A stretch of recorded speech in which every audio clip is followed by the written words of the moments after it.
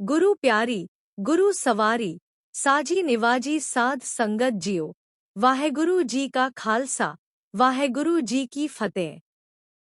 साध संगत जी, समय वही है जब सद्गुरु नानक देव जी महाराज संसार को तारने के लिए पृथ्वी पर विचरण कर रहे थे। उनके चरण जहां भी पड़ते वहां अंधकार मिट जाता, मनुष्य का मन निर्मल हो जाता और जीवों को मुक्ति का मार्ग मिल जाता। भाई मर्दाना और भाई बालाजी उनके साथ थे। दोनों अपने सद्गुरु के साथ चलते हुए कभी थकते नहीं थे। सद्गुरु की संगति ही उनकी ऊर्जा थी, उनका भोजन था, उनका विश्राम था। एक दिन सद्गुरु महाराज दक्षिण देश की ओर बढ़ रहे थे। कई गांव, कई नगर, कई वन, कई पर्वत पार करते हुए वे समुद्र के किनारे पहुंचे। वहां पहुंचकर भाई मर्दाना ने चारों ओर देखा, जहां तक नजर जाती बस पानी ही पानी था। भाई मर्दाना ने कहा, बाबा जी, अब आगे कैसे जाए? धरती तो कहीं दिखाई नहीं देती। सद्गुरु महाराज मुस्कुराए। उनकी मुस्कान में करुणा थी, ज्ञान था और एक दिव्य रहस्य छिपा था।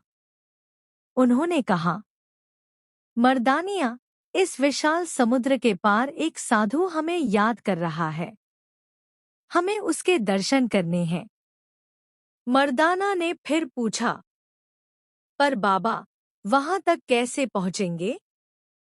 नाव भी नहीं, पुल भी नहीं और धरती भी नहीं। सद्गुरु महाराज ने कहा, मर्दानिया, करतार की कुदरत अनंत है। हम मछली की सवारी करके जाएंगे। मर्दाना चौंक गए। मछली?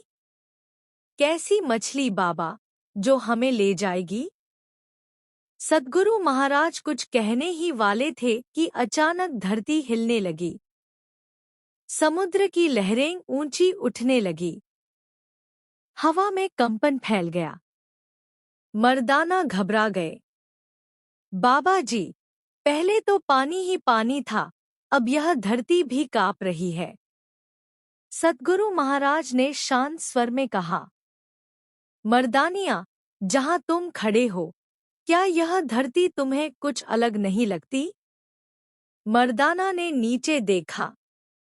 हाँ पातशाह, यह धरती चिकनी है, फिसलन है, जैसे कोई जीव हो। कई बार लगता है कि मैं फिसल जाऊंगा।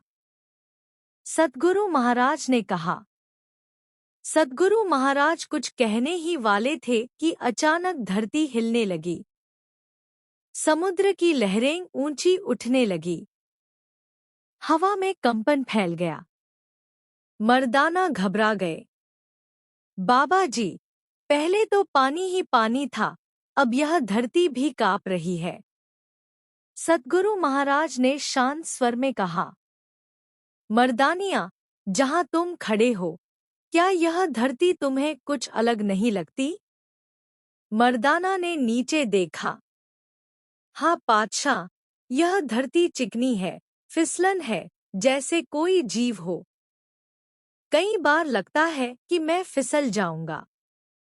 संगत जी, आज आप सबके साथ सद्गुरु नानक देव जी महाराज के समय की एक ऐसी वार्ता हुई जिसमें 35 कोस लंबी मछली का जिक्र आता है। 35 कोस लंबी मछली, सद्गुरु महाराज जी ऐसी मछली का उल्लेख करते हैं और उस पर सवारी करने की बात करते हैं। आज आप सबके साथ ऐसी ही वार्ता साझा करनी है। अब देर ना करते हुए आज की साखी शुरू करते हैं। आगे क्या हुआ, कैसे सद्गुरु महाराज, भाई मर्दाना और भाई बालाजी इस 35 कोस लंबी मछली के ऊपर सवारी करके कैसे उसका उद्धार करते हैं, और यह मछली कौन थी? क्या हुआ?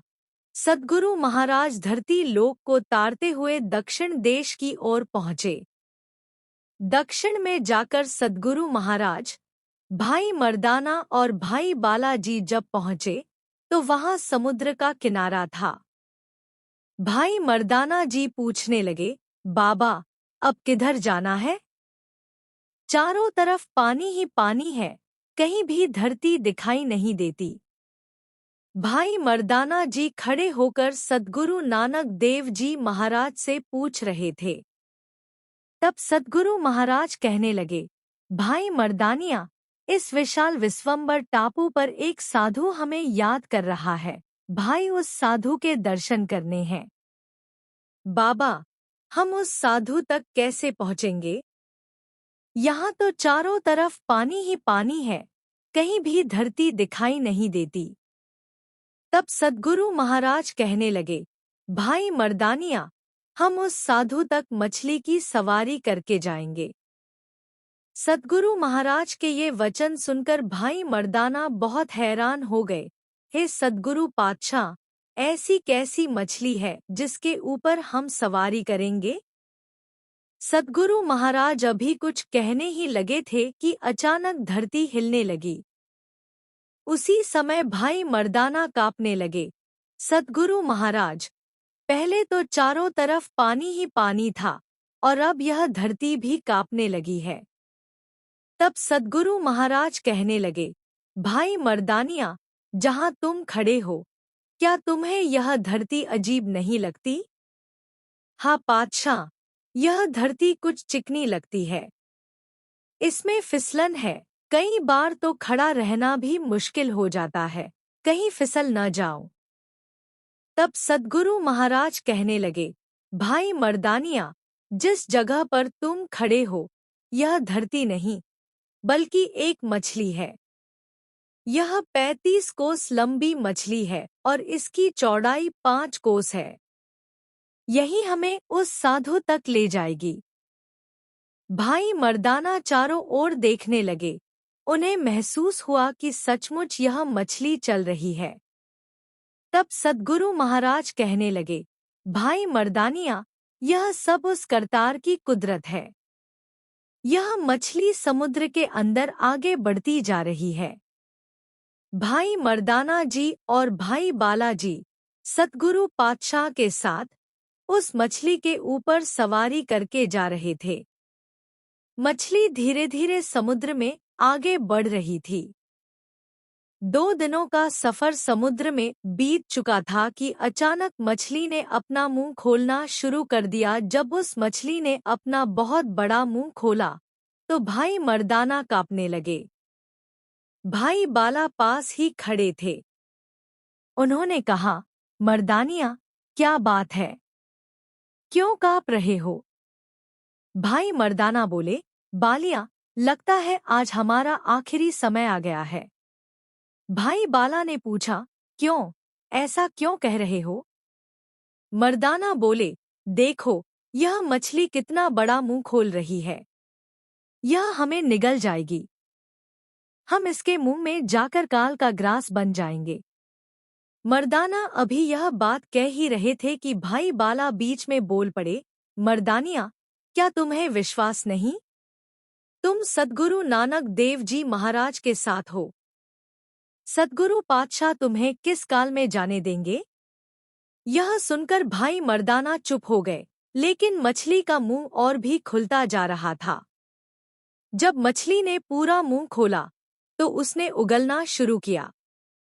उसके मुंह में से तरह तरह के भोजन बाहर निकलने लगे। यह देखकर भाई मर्दाना बहुत खुश हो गए। फिर सद्गुरु नानक देव जी महाराज उस मछली को संबोधित करते हैं। कहते हैं, तू कौन है, भाई? तब वह मछली बोलती है, हे बाबा, क्या तुम गुरु नानक हो? क्या तुम ही गुरु नानक हो? वह बार बार पूछती है। सद्गुरु नानक देव जी कहते हैं, हाँ भाई, मैं नानक हूँ। यह सुनकर मछली आश्चर्य में भर जाती है और कहती है, बाबा, अब मेरा भला करो। जब तुम मेरे ऊपर सवारी करके आए हो तो अब मेरा उद्धार भी करो। सद्गुरु महाराज पूछते हैं, हे मछली, तू कौन है? तब मछली जवाब देती है, सद्गुरु पातशाह, मैं पिछले जन्म में आपका सिख था। मैं बड़ी श्रद्धा और भावना से आपकी सेवा किया करता था। लेकिन एक दिन आपने मुझे कोई काम करने को कहा और मैंने उल्टा जवाब दे दिया। मैंने वह काम नहीं किया और आगे से बहस करने लगा, इधर-उधर की बातें करने लगा। तब आपने ऐसा वचन कहा कि काम तो कोई करता नहीं तो क्यों मछली की तरह तड़प रहा है? बस उसी दिन से लेकर आज तक, पातशाह, मैं मछली का रूप धारण करके आपकी प्रतीक्षा कर रहा हूँ। कितना समय बीत गया, लेकिन आज जब आप आए हैं, तो मेरी भलाई कीजिए। पातशाह, मुझे इस देह से मुक्ति दीजिए। तब सद्गुरु पातशाह उस मछली के सवालों का जवाब देते हुए कहते हैं, भलिया, अगर तूने मेरी प्रतीक्षा की है, तो हम भी तेरी ही प्रतीक्षा कर रहे थे कि कब तू हमें याद करेगा। आज हम तेरी भलाई के लिए ही यहाँ आए हैं। तेरी यह देह कल छूट जाएगी। कल अमृत वेले तू इस शरीर से मुक्त हो जाएगा। इसी तरह वह मछली समुद्र में चलती रही। पूरी रात बीत गई। जब अमृत बेला हुआ, तो मछली किनारे की ओर आ गई। तब सद्गुरु महाराज कहने लगे, भाई मछ, तेरा समय पूरा हो गया है। उसी क्षण उस मछली ने अपना शरीर त्याग दिया। मछली के शरीर त्यागने के बाद भाई मर्दाना सद्गुरु महाराज के चरणों में आकर खड़े हो गए। वे विनम्र होकर कहने लगे, हे सद्गुरु महाराज, हे पातशाह, मैं आपकी क्या स्तुति करूं? उन्होंने गले में पल्ला डाल लिया और बोले, मुझे बख्श लीजिए, मुझे क्षमा कर दीजिए। सद्गुरु महाराज ने कहा, मर्दानिया, क्या कह रहा है? भाई मर्दाना बोले, हे सद्गुरु पातशाह, मैं कुछ कहने योग्य नहीं हूँ। अगर कुछ बोलूंगा तो उल्टा सीधा ही बोलूंगा। मुझे माफ कर दीजिए, पातशाह। इतना समय हो गया आपके साथ रहते हुए, इतना समय बीत गया। लेकिन पातशाह, मैं आपको समझ नहीं सका, आपको पहचान नहीं सका। मुझे क्षमा कर दीजिए, मुझे बख्श लीजिए। आप स्वयं करतार का रूप हैं, आप ही परमेश्वर हैं।